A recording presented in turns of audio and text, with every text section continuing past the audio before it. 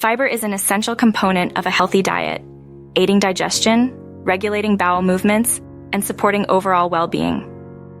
Dietary fiber, often referred to simply as fiber, is a type of carbohydrate found in plant-based foods that our bodies can't fully digest.